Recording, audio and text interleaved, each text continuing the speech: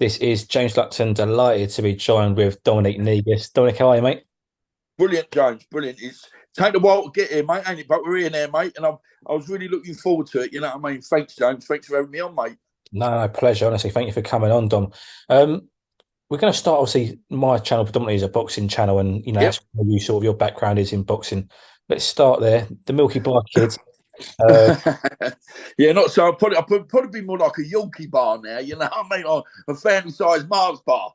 But yeah, I mean, listen, got the nickname years ago. Had some friends of mine. Used to work for a lorry company, Palomine called Albie. And I had these milky white legs. And if there was any time there was a bit of grief, I'd be in the middle of it all. I'd be right in the middle of it. And then they go, oh, look, here comes Milky. And then because I used to wear glasses then as well, in 94, 90, well, yeah, 95, the old laser treatment, because I had plans to go pro anyway. So 94, 90, yeah, because I turned pro in 96.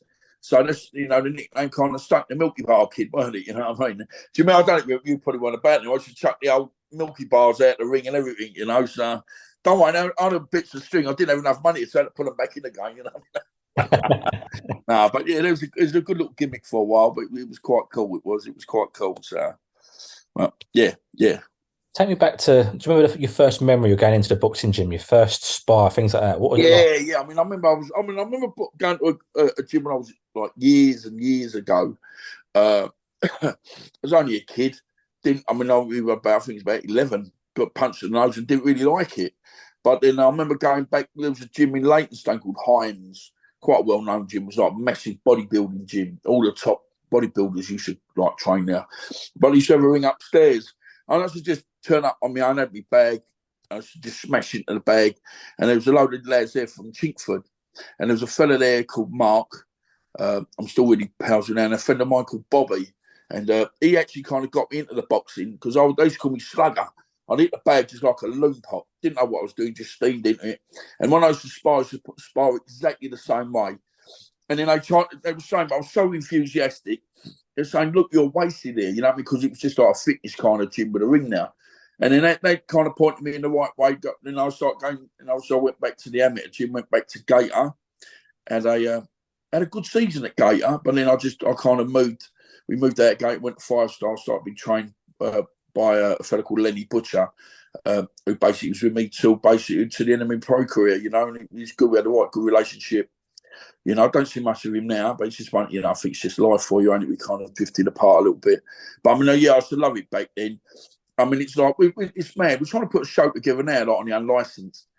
This one don't want to fight that one. That don't want to fight that one. He don't want to fight him because he's got blue gloves. He don't fight him because he's got pink shoes on.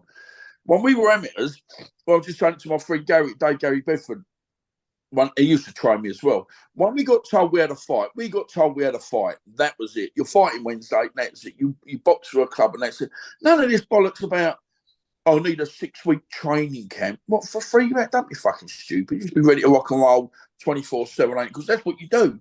And it's become a valley full of fairies. I mean, you don't want to do this, don't want to do that. They don't only want to box on their own shows.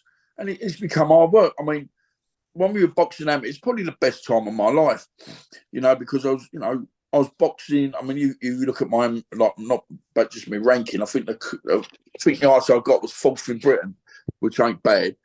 Got the England vest, got the London vest, got my Silver Jubilee vest. Nah, but I just love the boxing. And it's really weird. Some of the fighters are out there now. I mean, just off the top of my head, there's a fit like Eddie Lamb, great trainer. Turned into look at what a great trainer he is under what's his name? Oh, I forget. He's got to get you up in Smithy. What's his name? Alan Smith. I mean, I used to take my lads out there at iBox for sparring. Ben Jones, Mikey Saka, and all them lot. Saying even took to Shiraz there when he sparred with Bradley Skeet there. And I said to him years ago, I said, be careful, because you'll end up fighting this kid. But anyway, I mean, Eddie Lamb was an athlete. See, sorry, James, but I could go through about 10 different stories, mate. So I'm trying to put it all in. But what I'm saying is, like Eddie Lamb, we've all stayed friends since the amateur days. You know what I mean? And it was quite like the bravado of it all. You all box each other. There weren't no animosity. It's just changed now. I mean, I don't know what you think of the sport now. I think it's become a circus. you know, I know the pro game's different from, you know, we'll probably get onto that a little bit later, you know. So, I don't mind talking about that either, because there could be a fight out there. Could be a fight looming with someone. You never know. And it was, but they were the best days of my life, James. I mean, I went all around the country. I remember boxing in, was it Holland? That was great. It was Holland, yeah, it was Holland. I remember like boxing, like saying for London, got me London vest, and I said, got me. It was great. It was, and there was that camaraderie between everybody there, and it was lovely. It was, and obviously when you turn pro, a little bit different. You know, I mean, obviously it become a job then, and it was serious, and there was a different. I always remember talking about sparring. I remember my first proper spar, like pro spar, when I was still an amateur. I sparred. Do you remember Mike Holden from Manchester? Who was a heavyweight. He had a very hard career. He got put in some big, tough man. He was great fella. He had the biggest head you could ever see, shoulders to match. But I remember sparring down at the Matchroom gym. I mean, because we're only out of Romford anyway then, and that was like my wake up call to amateur to pro boxing. A little bit slower. You know, you're not like looking to get the points, but you're looking for power. You know, and it's. But then I always remember we got sent over. We got called back going to spar with Chris Oko at Fitzroy Lodge. I was like a dog with two dicks, like bloody hell. Chris Oko, Commonwealth champion, fucking. And I remember I got in there the first round. He hit me with a left hook to the body. I went back to my corner, and then he went, "Welcome to the pro game." And I thought, God, didn't hurt me? You know, I'm not ashamed to admit it. And that's why I always picked up the left hook to the body from. We always train with that because it hurts. I remember that. And that's why most of my fights, you know, even though I'm a big puncher with either hand, I've got most of the people that left hooks to the body because it's a quick, easy shot to get in. Everyone's looking for the headshots, aren't they? When you whip that body shot and they're not waiting for it, are they? But no, it was, it was great. It was. I mean, we had some great times, it's going met some great people, and we're all kind of friends still to this day, you know, and it's great. But as you said, the pro career was a little bit different. You know, we also with Frank Maloney. Obviously, it's Kelly now. You know, she's got a film. What's it called? Premiere tomorrow. She's got apparently over in Romford. Big thing it is. So good luck to you there, Kel. Great for me. I mean, it was brilliant. I mean, it ticked every box. I mean. For me, it was a dream come true to turn professional. I mean, I don't even see what it's like nowadays. Everybody just turns pro now. It's kind of lost the kudos of it all, like being a pro fighter. To me, it has anyway. But it was so good, though. I mean, I was pro and boxing on big shows, boxing on a few Paul Ingle shows, which is Paul's great, he was. I remember when Paul beat Colin McMillan. You know what I mean? That was a great fight. There was, and I boxed on the show. I think I boxed a kid called Neville Enwa. And it's funny now, you know, not people sworn in and like that, but it's all my friends, all my kind of people, we're all mates now, all talk to each other. You know, you've got another Gareth Thomas, I think his name, yeah, Gareth Thomas. He's not been well said, you know what I mean? He's fighting now, Big Sir, you know what I mean? It was my very first my pro fight. And it's just funny, their names pop up. And it's so good to go, do you remember that night? Do you remember that? And it's like, and they get it as well. I mean, I always mention a fellow called Kevin Mitchell, not little Kevin, but they called him the Outlaw. And I always have to say to him, because we had the first fight I boxed him at, I lost my first fight I lost to, I think it was the Bruce Scott. So I've been honest, we were supposed to fight Kevin Mitchell, supposed to be an ease me back in, and I got stopped in the 5th round. That's why you can't underestimate no one. And he was such a better man that day. My head wasn't right for that. But we boxed the game. And you know when they say to you, you leave something in the ring, that was the night. He will tell you this, I will tell you. He'd be great to have on your show, mate. He could tell some stories. But I always remember that. I knew I had to win that fight because otherwise basically my career was over. Because they took big hopes for me. Like, even though I come from nothing, I was sparring all around, like everywhere. I sparred with everybody, getting paid to spar. You know, and the people always, when they got me, they got their money's worth. I mean, I remember sparring with Montel Griffin. They paid me off because I was too mad for him. I said, why don't you come here to be a fucking punch bag? I was trying to knock him out. And they go, he don't want that kind of sparring. I said, what does he want then? Like, he wants to beat people up, but it's just, you know, like sparring's different. Everyone's got different kind of, and I only knew one way of, you know, I said the other day, this Italian don't go backwards. I'm going forwards, you know what I mean? I ain't no reverse gears here. But I said with Kevin, I boxed him the second time for the Sony area title. And that's probably one of the hardest fights I've ever had in and outside of the ring. That's probably, and I remember winning that fight on points. And I remember sitting there afterwards thinking, I'm very tired here. I would say the F word. I'm trying to behave myself. But I remember sitting there, I was like, I was fucked. Everything ached. My arms ached, my legs ached. And it's probably today, it's probably one of the hardest. And I just felt like that Rocky Four when he sits there and goes, you left something behind. And he did. And when I always speak to him about it, and we become very close. And it's, man, you want to, my ex-wife used to say, I can never work it out. You want to knock the shit out of each other, and next week you're sitting there talking to each other and a beer or something. She goes, just can't work you men out. You know what I mean? I don't know, mate. I don't know. But yeah, I mean, it's like, I had a good career. Should have been a lot better, though. Should have been. But I just got involved with some silly things. And like I think we all do, don't we? And I took me after prize and I got my arse smacked for it in the end. So, and that's why I still do what I do now. You know what I mean? I'm still plugging away little bits here. I mean, I said we got this. We're supposed to have this bare knuckle fight last week. It ain't really what I wanted to do, but it's just something I need to finish up on. But it's been postponed now to the May the 4th. But I'm probably going to have. There might be a little fight in Malta for me with. Hopefully, I'm speaking to Scott Dixon at the moment. Then I'll probably have one more with the IBA, and then I'll fight May the 4th, and that will be it then, you know what I mean? It's, well, all depends what comes up there, though, doesn't it? You know what I mean?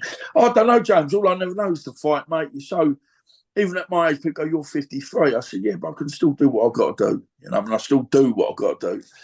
So, it's just interesting, ain't it? Just, I look back now and I thought, you idiot, you could have been, should have been such better. But it just took me, Steve Bunt's put it where he said, I took me after prize, got involved with some things I shouldn't have done, and I pay the price for it every day, mate. So, but such is life, mate, isn't it? Such is life. When you were fighting and you had these high expectations and other people had high expectations of you, did you feel pressure? Oh, 1,000,000%. Oh, my God, yeah. It's like now when I fight now. When I got the letdown last week, see, I'm with a girl called Jo. She's not bad. She's a good fighter, actually. She's beating me fight next week. And I said to her, you've got to be patient with me up to the fight because my head goes. It's just how fighters go, don't they? So you've got all this pressure. Got a bare knuckle fight. Dominic Negus fight bare knuckle in the papers. Blah, blah, blah. And all of a sudden you get this pressure. And it's people, don't get wrong on that. On the pressure, yeah, I land it, but on my own. So that's when you see, not the cracks. You won't listen. You ain't got to get me at the weigh in. You ain't going to psych me out of weigh in. You ain't going to do it. Just, I'm 53. I've done it, been there, seen it, done it. All this chucking tables and chairs around don't really float my boat. But that's what I've always said to people. Be very careful with me at a weigh in. I've had it. I've been told before, all that. I'm not into that pushing and shoving. I'm not punching in the mouth. I'm not going to push and shove you because it ain't me. But I said, so after when the fight got cancelled, I really hit a low spot. And just caused murders with everybody again. And then you go into this kind of self sabotaging thing because I'm just trying to go, and then all of a sudden here it go, and it's gone, and it's really weird. I was like that till last week. All of a sudden, it kind of people go, you need to pull yourself together. It's not as simple as that. It is a mental kind of health issue, not going down that road, but. You've got to be so focused. The pressure is immense because I tried to explain to my girl. She's going, why box? And I don't get like that. I said, please don't take this the wrong way. My kind of reputation's on the line. I've got books come out and, imagine if I did get chinned, they'd be going, I don't want your book. That geezer got a book come out, the one that knocked you out. I want my book, I want his book. And there's a lot of pressure. And I do get to the point sometimes where fights come and I think, why are you doing this? But this kind of thing is, I need to do this. It's going to happen May the 4th at the Indigo, the O2. It's going to happen. It's just something I need to do. And it's going to happen either way. So it's, the pressure. Yeah, pressure's always hard, isn't it? You know what I mean? I don't know, Jones, have you ever boxed or anything like that? Only as an amateur, never. Yeah, well, I mean, even as amateurs, I remember boxing for England, boxing in the ABAs, and, they're going, I think Negus will win this one, this shit, like the ABA, and of course, I'll fuck it up the first one. Just leave me alone. And the ones I'm not supposed to win, always win. I was putting some big boys back then. I remember one year I boxed a kid called Michael Ozenberg from, he was originally from West Ham, not West Ham, Walthamstow, and he stopped me in the first round. Really weird. Really, he hit me, put me over. I jumped up, got on the ropes. You know the old double cover. I was all right. Even the ref said, I had to stop the fight. You weren't throwing nothing back. He said, I know you're all right.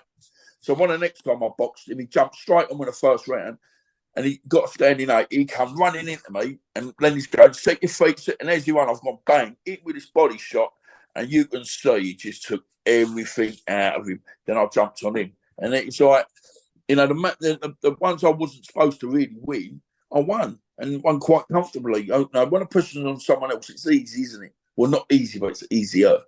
And it's, it's just kind of mad how you handle pressure. I mean, listen, I've had kind of pressures going all my life from all different angles, you know, so we just try and get on, grin and bear it, don't we? You know, when we deal with it the best we can. You mentioned fighting's all you know, and you're 53 years old. May next year, like I say, bare knuckle fight. Can you then leave it behind? Can you shut the door on it? Is that? I'm hoping. This is.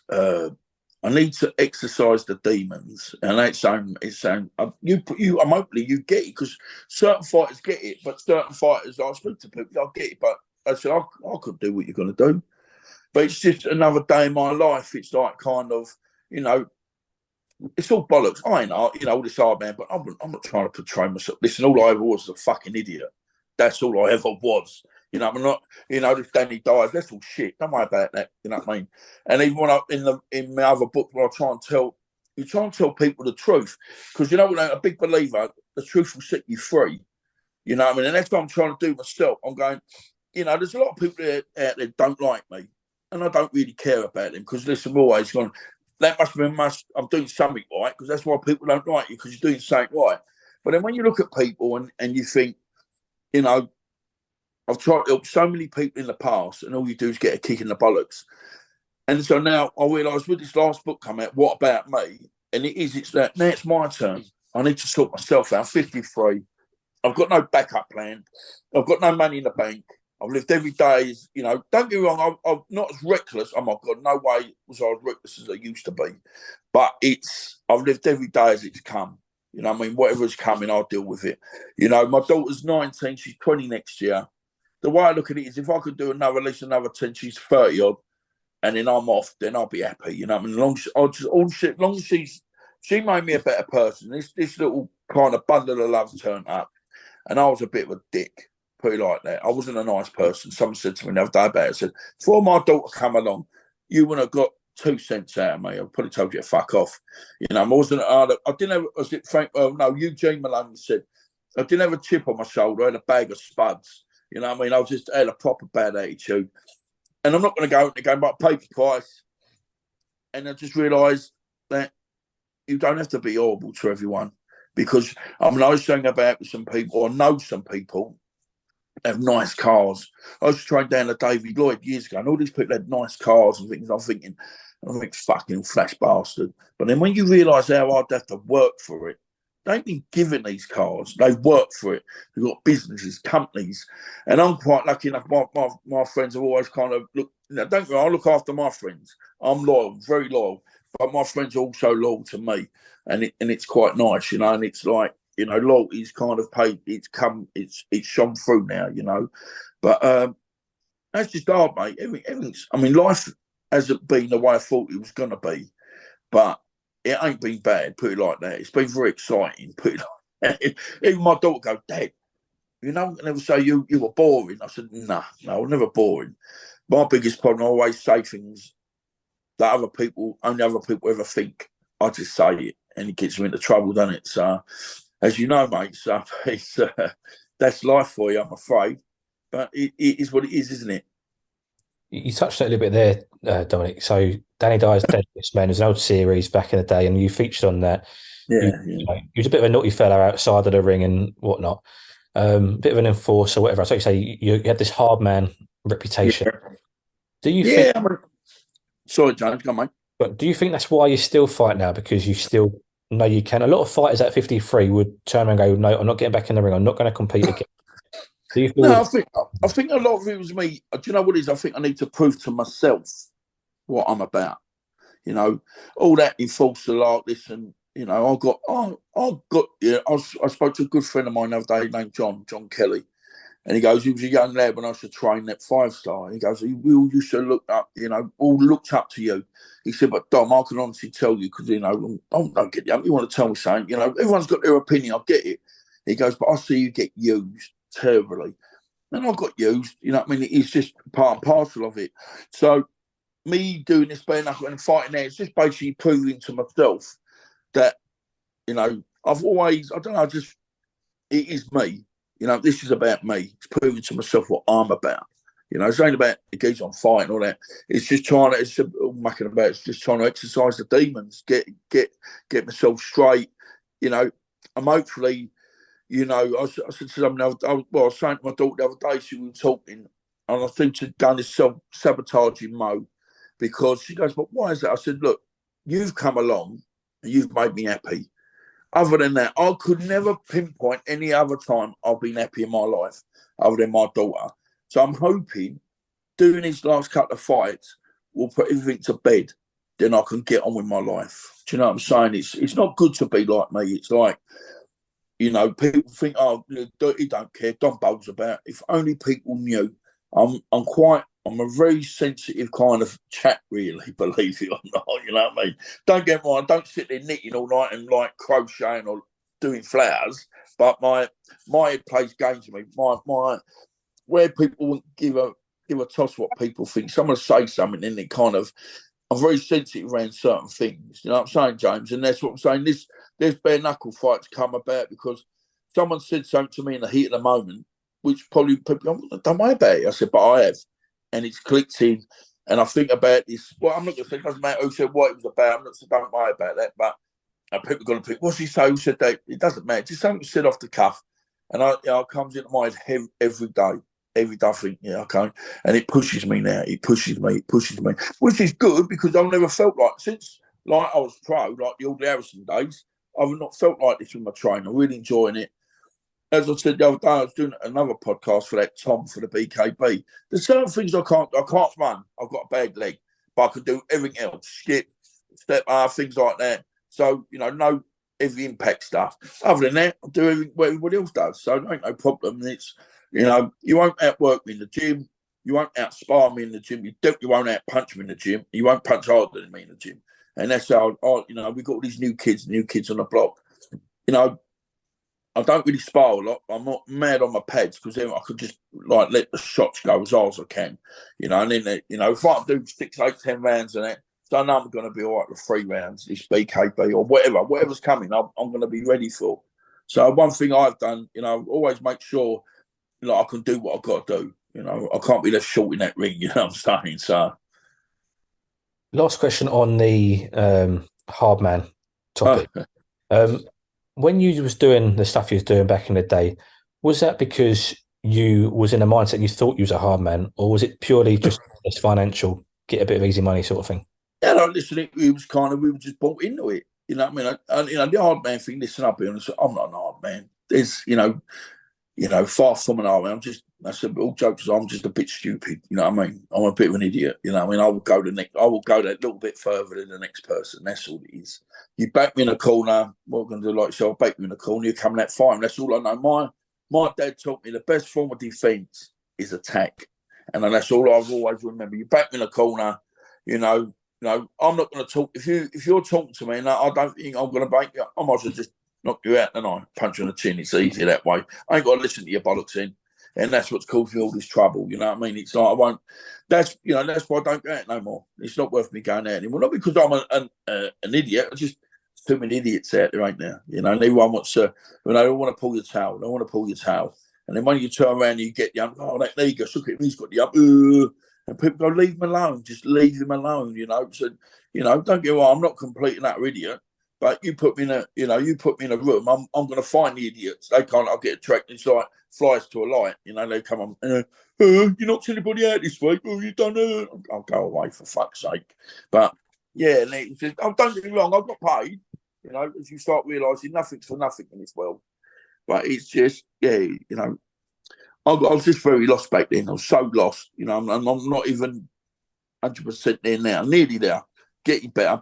Best place even though I'm not happy, I'm still in a better place than I ever have been, you know. So it's just hard work, just trying to do the right thing all the time. Well, you know, mate, I got to keep telling you, you know, there's so many people out there just want to kind of switch you on, and then when they switch, they can't turn you off. They don't know what to do they? So it's easy that way, isn't it? But it comes back to that reputation, like you say, and people know that reputation. They want to poke the bear as such, don't they? Yeah, I mean, I had all that when I used to work certain doors. You know, we used to work some pubs, not so local, but local where I used to live, and people would turn up. Honest, I'm not lying. People would turn up for miles, and they go, "You that so-and-so?" I said, "Yeah, that's right. We've heard this and we've heard that." And I said, "Well, come have a go then, ain't you?" They go, "Yeah." And that's what I'm saying. Bare knuckles. No, I'm not a stranger to bare knuckle, but then obviously there's rules now, things like that. You know, you come at me, I'm gonna get mine. Don't get me wrong. I took a few right-handers, but going touch wood, I've been all right. You know what I mean? Yeah. As I said, look, this face is made for radio, ain't it? You know what I mean? I always say my mum used to go down the road when I was a baby, and he said, "That's a lovely pram you got there." So you know, so, yeah. But no, listen, I paid the price for that bollocks back then. You know that listen, just now I say to people, leave me alone. Just you know what I mean. I paid my price. I paid my dues. Got me out now. You know, so and that's how it is now, James. You know. One question that I'm intrigued to know the answer to: boxing teaches discipline. Why was boxing's discipline not enough for Dominic Negus? You know what it did? It made me better at what I was doing outside. Made me a lot better because I could always fight. I always learn what they call it. It's a new word term. Is it roadman? I'm a roadman. You know, my mate said to me, "You're a roadman." You know, my mate's known me for years. You know, seen me growing up, and he was a roadman. You know, an old school roadman. But with me, it was like when I was doing what I was doing door work at 18. You know, and it just made me better. Just made me better equipped because I always knew I could fight. My dad taught me how to fight. My dad was a boxer in the army years ago. God rest his soul. So we knew how. You know, we all could all like. Well, I couldn't. My brother, you know, wasn't much of a fight. He just stabbed you or hit on your head with something. But yeah, my mum's temper. But I got my dad's like longevity. My dad could get the ump with you, and he'd last for hours, days. My mum was a bit like a spark, a bit like that. But no, see, I've got the stubbornness, you know what I mean? So I could have done for years.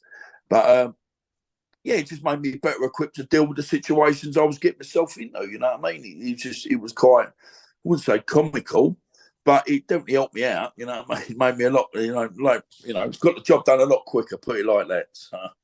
That's it. I mean, obviously, you're a big boxing fan, Yeah. and you still, stay involved in it. I think you work security for the Tyson Fury Francis Ngannou. Yeah.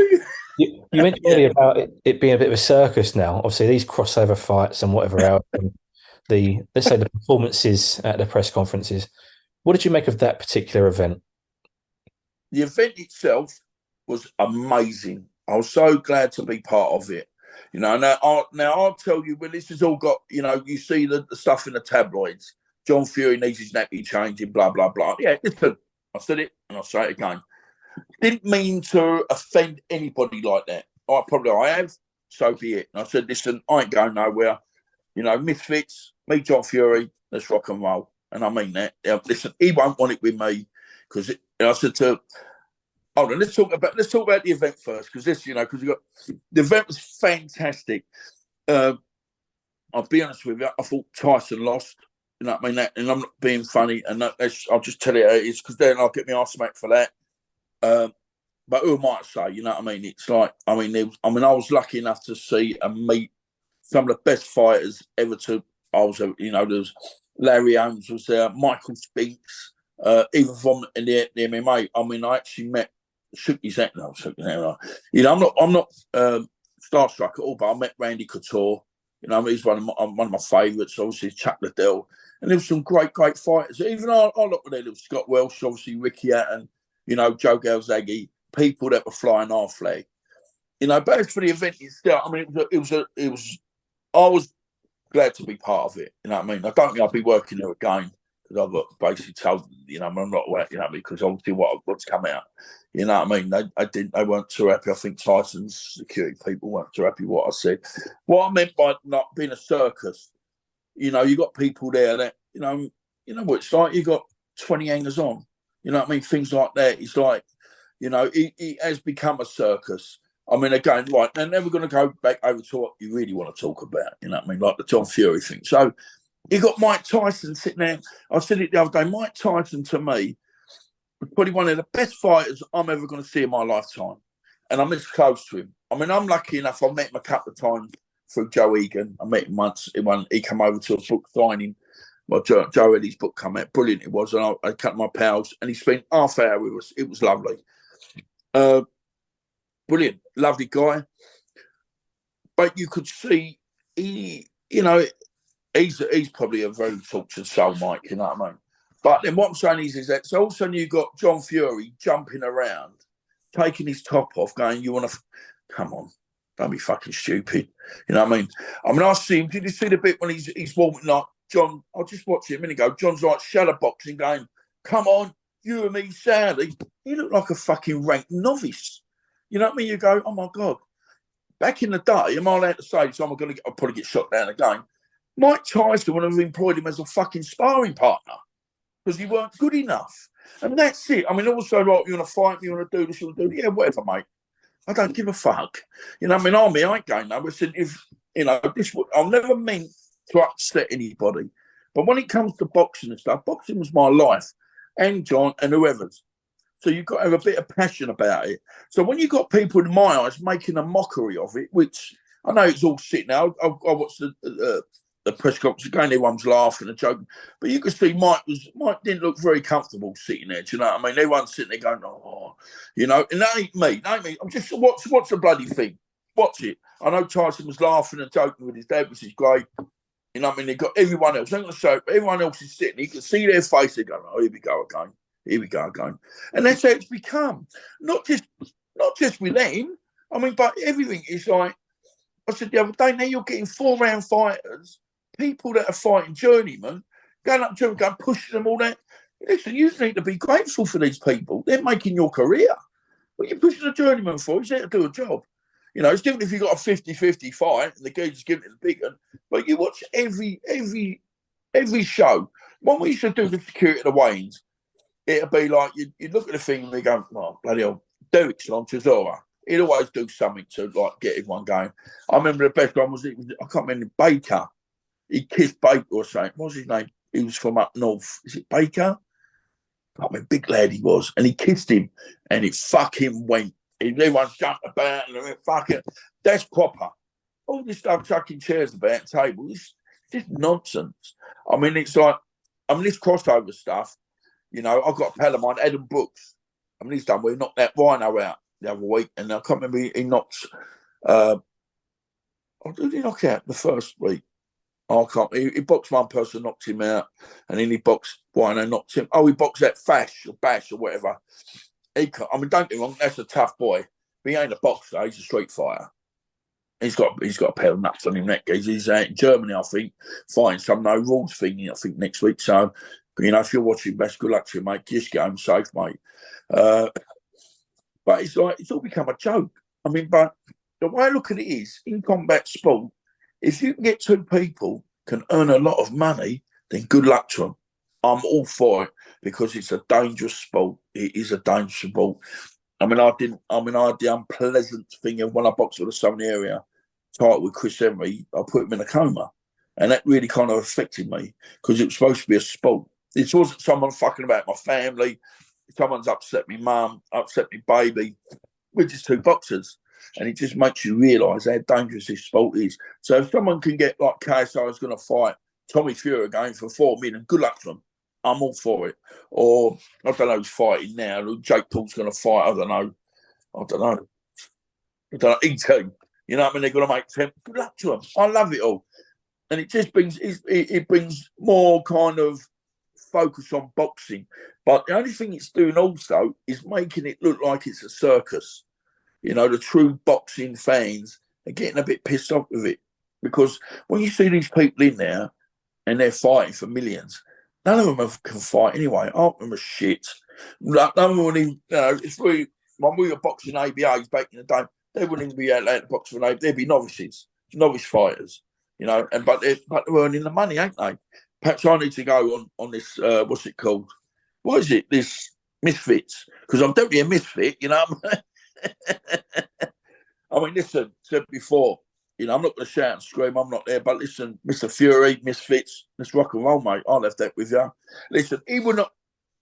I've got my really good pal, Mickey Theo, and you see the stuff that's been going on with them two for a long, long time now, right? I tried to explain it to Mick. I said, John's got a big, big reputation, like myself, right? The pressure's on.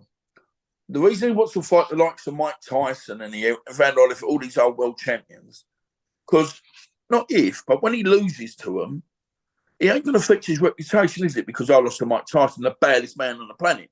But when he boxes the likes of Mickey Theo or Dominic Negus and gets knocked out there, people are going to start realising he wasn't a good fighter anyway. Do you know what I'm saying? And it's like, you know, going back, and then you go, well, I'm not going to fight you, or I'll fight you in the car park, and no one's earning no money on my name. I totally get it. But don't, you know, I'm not really into all that. If I can earn some money, of course I'm in it for the money. Bloody hell, you know, I don't only in it for me good looks, am I? You know what I mean? Don't you start. But you know what I'm saying? It is what it is, mate, isn't it? You know, I just want to be, and that's me. It's nearly Christmas. I want everyone to be happy. I want everyone to get on. You know what I mean? I'm not, believe it or not, I'm a very aggressive person, but I'm not into disliking people. I believe it. I just like everyone to get on. You know, I said the other day, if John Fury walks in there, we're doing this interview, I'd like to think, we go, you're right, John, wasn't meant like that. You know what I mean? But he probably wouldn't it? You know what I mean? You know what I mean? Whatever, growl up. And then I'm not very good at growling up, am I? I'm good at certain things, but I'm not good at growling up. All that stuff, all that, I'm not in that pushing and shoving. Like, you want to push me, I'm going to punch you in the mouth, ain't I? Because that's what I've been taught to do. And it's like, you know, you never know. Perhaps there could be something there with Misfits. You never know, or something like that. I think we need a big arena, though. That'd be a big fight, being there. Because as much as he got people, my people are that number in. You know what I mean? I've got some great fans, you know, always have done. But yeah, that'd be interesting. That could be interesting. Thanks for letting me plug that, by the way. You know what I mean? So I knew it was going to come up, mate. So. Absolutely, absolutely. Do you know, you mentioned about these guys on the Misfits, and obviously they're not boxers. They've come in from YouTube, influencer, the social media, etc. Come in. When you was in boxing, you went through as an amateur. You went through and done it the hard way. You worked your way up. How do you feel to the fighters today who are trying to get this platform, trying to push on to Southern area titles, for example, or push on to English? And you got people like KSI and Jake Paul who've never boxed before, step into DAZN and make millions. Yeah, I mean, don't get me wrong, right? You look at this thing with like the influencers, and I just think if it's about earning money, good luck to. And as you said, we did it the hard way. We did the amateurs. You box for England, box for London, box for England, got your ranking. Then you went pro. Then it was such a big thing. But the amount of people now just turn pro like that, it's a joke. You know, I mean, in not such it's not fair because that's what it is, isn't it? It is. You know, again, good luck to them. But these influencers, they're playing the game. They're playing the game. You wouldn't get half for them. Mind you, I got to say that KSI, we had a fella, his name was Mark Finlay. He used to be the 80-metre sprinter for England. Powerful man, fit as you like. And we trained Dwayne Chambers, me and Boy Jones Jr., both of them. They would do some white collar stuff, charity event in the Troxy. So we took Mark down to train with KSI, and KSI really surprised. We come out there, we were really surprised because he could box, and he was like funny. But when he seen box Tommy the other day, he wasn't very impressive, was he? I'm not just saying if I got hold of KSI, I'll teach him out. I mean, I'm not just saying I'm not blowing my own trumpet. If I can train kids, I've trained good fighters. Mike Saka had a bit of Umza Shiraz, Boy Jones Jr., Sanji Sahota, things like that. All good fighters, all champions. You know, and I've only ever been taught to train champions. That's why we're training winners. And you think if I KSI for a couple of months, I could really do something with him because he's got the structure there. But it's just who's training him? I don't know, trains him or don't know, trains half of them. I mean, I know that Adam Brooks has got a good trainer. He trains over in Debden. There's a gym now. I can't remember what it's called. Dennis. I think Dennis something gym there. It's a good gym. It's got a good name. Got some good fighters in there. So he's learning quite. You know, he comes from a bit of a boxing background, Adam. So, but Adam can hold his hands up. You know, I've got to give him his dues a little bit. It's no good saying everyone's shit. I mean, another one that's done well for himself, and I've seen him train, was, you know, that Dapper Lars. Is it Daniel O'Reilly? Yeah. Like he come down to TW1s. I was down there once, and we had Chaz Simmons, and Chaz actually did not. Well, he did it and left hook him actually. You know what I mean? But I think there was a bit of banter between their best mates apparently. But what I like to see, I mean, Dapper's been trained by Alan Gray, and he was Southern area, I think, like middleweight champion, good friend of mine. And I said to Dapper, we talked to each other on Instagram. I said, you've got a good trainer there. Listen to what he tells you. You know, you can get like use your jab, things like that, and it looks like you know what you're doing. Look at after the bell rings, all of a sudden it's like windmills, isn't it? Everyone's taking hold on to their feet, they're going to take off in a minute. You know, it's in it. That's what I'm saying. Then it becomes a joke, and then you think, bloody hell, this that ain't what we trained for. Do you know what I'm saying? But again, I mean, I was working with a young lad the other day called Billy the Goat. I don't know if you've heard of him, have you? He's supposed to be this new interviewer. So we had him for the day. He was training me. I had him with Kevin Greenwood at Greenwood's gym over in Old Hill or Hornchurch or wherever it is that way. And we had him only for a few hours. And he was a nice, but he's like the up and coming. They reckon he's supposed to be the GOAT of interviewers. He's going to be the best interviewer in the world. And he come. When I first met him, I thought, going to clash, yeah. But then when you meet him, what a lovely, lovely lad. He really kind of. And when I said to my daughter, I was mucking about with, but she went, "What? Ready to go?" Ah, and so everybody, it shows how old I am. Ready to go. You know what I mean? It's like, you know, bloody hell. It's like, but he was a nice kid. And if you look at someone, and I said to him, "Good luck, mate. Good luck to you." You know what I mean? Because if you can earn money and do well, then I'm all for anybody earning money and doing better for themselves. I think it's great. You know what I'm saying? It's like, I mean, like you doing an interview in here. This is going to be, I'll take this like your platform to bigger things.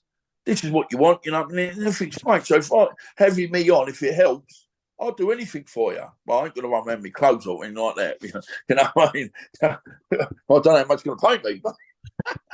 But no, it's just, you know, you see goodness. There's a lot of good stuff happening out there. And again, if you can be part of it, it's great. But, you know, just get back to the YouTube, like the thing, yeah, I think it is a bit of a circus. But if they're earning money, then good luck to them. You know what I mean? I'm all for anybody earning money, especially getting punched in the face, you know what I mean? So. Talk to me a bit about the training side of things. You mentioned, obviously, we know Hamza Shiraz, my old mate Mikey Saka, he picked the English title recently. What do you... And ask him who taught him the shot that done him. I wish I could. He was so nice. I phoned him Saturday, and I said, "Well done, Mike. I'm really pleased with you. Him and his boy, is it Rio? I think his boy's called. I'm getting punchy now." And he sent me this lovely message back. He goes, "I'm buzzing." He goes, "There's a left hook to the body, and who taught me that? You did." And I thought, how nice was that? I don't want recognition off of anybody. I know what I've done for them boys. I put all my life on the line for all of them. Right, you know, we had such a great setup. And I think perhaps it's too much too soon for some of them. They were quite spoiled. You know, we had good sponsorship. Where certain people didn't have to work, so they don't realise. I mean, now, you know, I've got work. Got to do this. Got to do that. Now, you know, earn money. And then it was, you know, it's hard work. It's hard work training fighters, especially how we used to do. I mean, every other day. I mean, everything they did, I'll be with them because I know. Because I've done it, I've been there, seen it done. You can't tell me nothing. You know, I've trained for world title fights, 10 rounders, 12 rounders, some of the title fights, intercontinentals, you know, whatever. I've trained for every fight. So I know if you've done what you meant to do. So every other day we'd be at the track. And they were banging out times were kind of like British level times. So when they were running around the track, the people are going, they would just sit there and watch. And then you can ask Mikey this one. We had a certain superstar turns up at the track one day. There's a Umza there, I think it was Umza. There was Sanjay, Ben, and I think Mikey was there. They're running around. Also, a big crowd coming. Guess who it was? Have a guess. Mayweather. He comes in. So he wants to use the track because he's got Javante Davis with him. Because two of them fought the same bill. That's him. I think it was at Wembley. I think can't remember it was or. Liam Walsh was in the upper box. And that's when he boxed Walsh, one of the Walsh brothers, I think. Walsh. Anyway, so we're there, and they come in, and a couple of big guys come and go, "Hey man, how long you got?" I'm like, "What do you mean how long I got?" I said, "The champ needs to use the track," and I said, "We can fucking wait, can't he?" You know what I mean? And you can ask my boys that. I said, "They're running. They ain't coming off for no one. We paid our money. They run it. Give me to that Gervonta Davis come and sat with me." He goes, "Hey man, I was showing every lap any of them boys done for all the years I had them when I was. It was written in the books. I must have had 3 books every time. You know, every time what lap they did, things like that. There'd be indoors, they'd have a 200-meter track, outside was a 400 meters. So we'd do different stuff. And he just Davis was a really nice lad. I mean, he was so nice, and he's going, "Oh man, that's really impressive when he's seen the boys run." And they all come over, they all making a fuss. And it was like, I think Sainz tried to have a picture with Mayweather, and Mayweather sort of goes, "Did you ask for a picture?" He went, "I'm really sorry." Like, and looks at him, I'm going, "I just walked off." You know what I mean? Because I'm not into all that shit. You know what I mean? I just want to train my lads. But it was so funny because and Mike, if you know Mike, he'll tell you that he was there. And he said, I've been there, seen it, done it, but all I want to do is look after my boys. You know, I remember splitting up with my wife, and that was years ago, about 7 years. I spent 18 months on the gym floor because I couldn't afford to do anything else. But we still made sure them boys trained every day. They were at the track. So every other day was at the track. It was 3 days at the track, and then it was 2, or was it every other day? Yeah, and it's 3 days. In the end, it was 4 days. Come near the fight, because that track stuff, what I found, again, they would tell you, they weren't boxers anymore. They were athletes.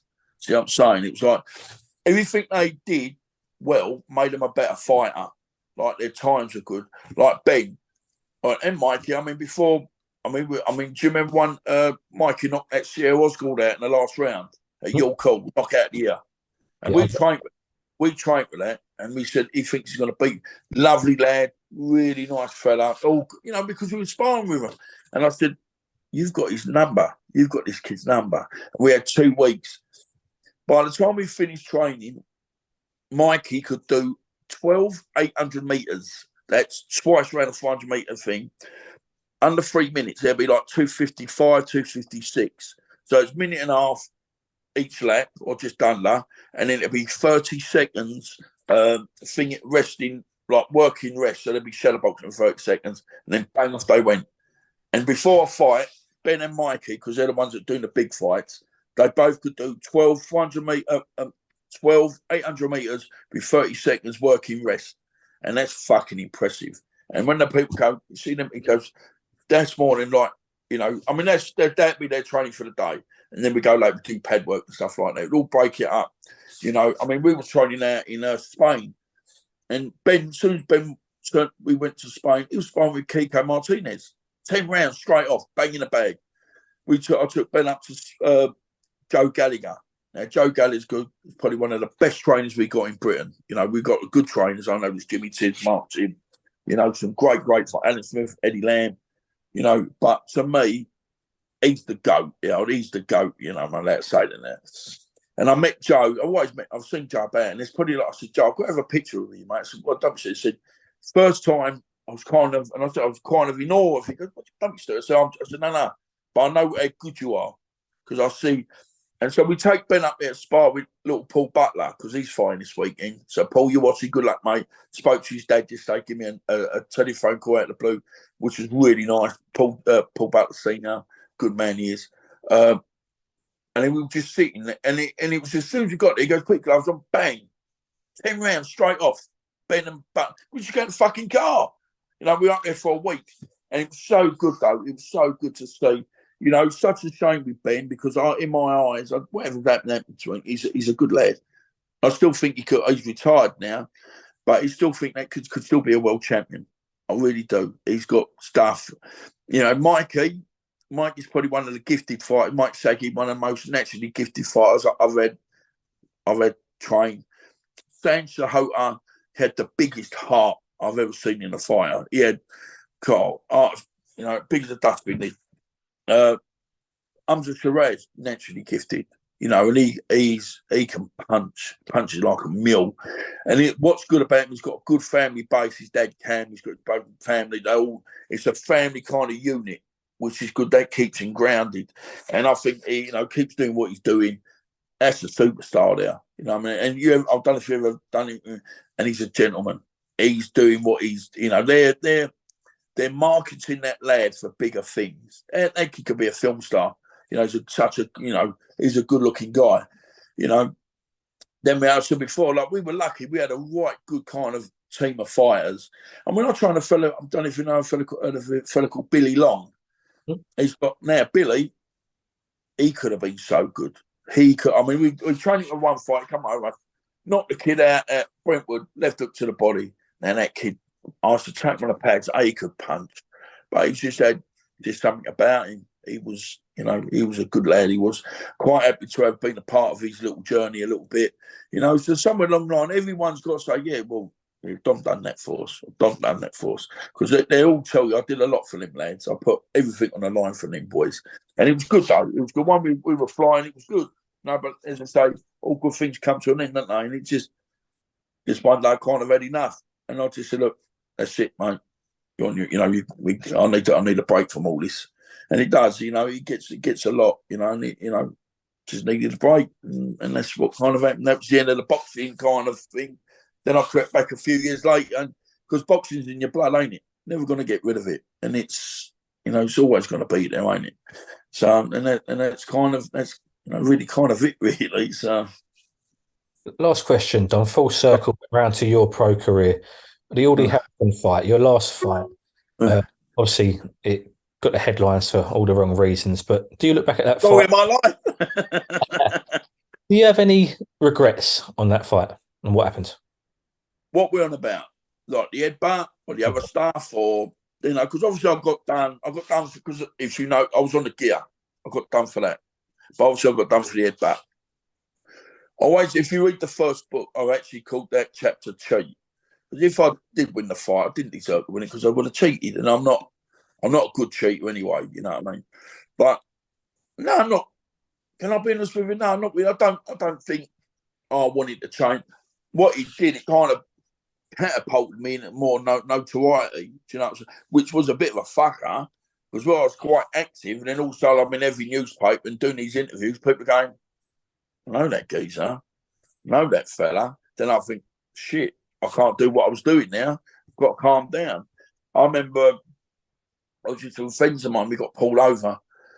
And they knew I was straight. Well, I was thinking, you know, like to give them a moody name or whatever. And they said, we got out of the car, they had to pull us over. And I said, they took me out of the car last. Before I could come out with anything, I think, should I say this or so? You know, he went, what's it like fighting Aldi Harrison? It was about a week after this fight. And I went, oh, mate, so I knew there's nothing I could say. Even they took me to the police station and said they're booking me in. And my hands were still swollen from the fight. If you ever noticed, after the fight, my nose swelled up. He hit me with he could listen. It wasn't a massive punch, but he could look at it, punch his weight. In the second round, he threw that straight left. He hit me straight on a bugle. And I was looking up the ceiling, not up at the lights, and my nose swelled up. So the next day, we all went out, and the girl I was seeing, then she goes, "Oh, you got like black eyes." So they give me these sunglasses. The sunglasses were only fit like that because my nose was so swollen on it. Unless I moved them like that. But no, listen. You know, what I should have done after that fight, you know, I knew I was going to get a ban. I should have ate humble pie, gone in front of the board, taken my slap on the wrist and my year ban, and got myself back down to cruiserweight, which I changed the weight to 14.4, which would have been ideal for me. And then I could have cracked on and done what I should have done. My mate B always says to me, like, what do you regret?